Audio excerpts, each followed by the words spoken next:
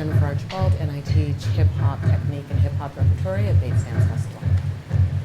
Back forward, please. You're going to step with your left foot forward first. You're going to go 1, 2, 3, and 4. Left, right, 5, 6, 7, 8, and 7. Stop. I started conservatory training really young at the National Ballet of Canada. At the end of high school, I belonged to a dance crew. I started dancing when I went out at night for hours. I started developing my ability to freestyle and to improvise.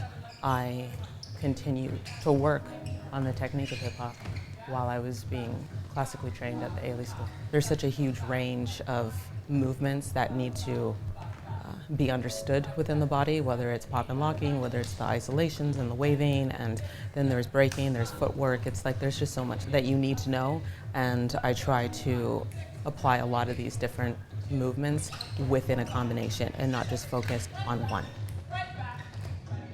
Even though they're learning the hip-hop aesthetic, they're learning projection, they're learning the discipline of how hard it is to make it within this industry. You don't have time to compare yourself to someone else in this room. If you're auditioning, you do not have time. My teaching style is, I'm known to be really strict. Cool. And the other issue is I told you not to be so static. So it's like the audience can sense that the music is coming through your body. It's as if you're playing the instrument, but what you're doing is you're moving your hands, your arms. Ready, 6, 7, and 1. I teach very quickly, and I make sure that I set what is expected of them from the first day I walk into that door.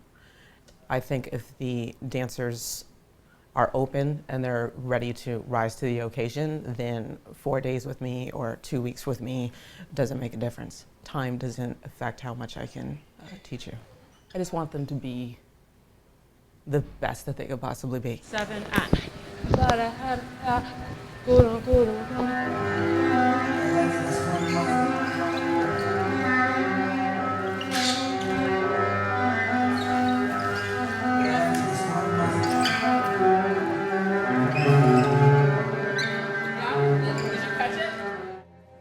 Hip-hop has a huge impact on the way I choreograph.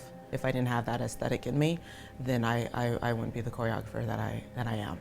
People always ask me if which one do I prefer, whether it's hip-hop or contemporary. And it's ideally I want a dancer that can do both. When I first started choreographing, I only had dancers that could do hip-hop by itself and contemporary by itself. Like the fusion wasn't there. A new generation of dancers are coming up that can execute at that level. Concert dance is something that provides substance, and I feel like I'm really crafting and investigating, and that's what keeps me whole. My company has been able to grow. I've been able to grow artistically. I am continuously trying to make the work seamless on stage. I think I had one revelation where I was on a plane to Sweden, and I was like, I'm doing this internationally. And that this actually is working. I'm doing this.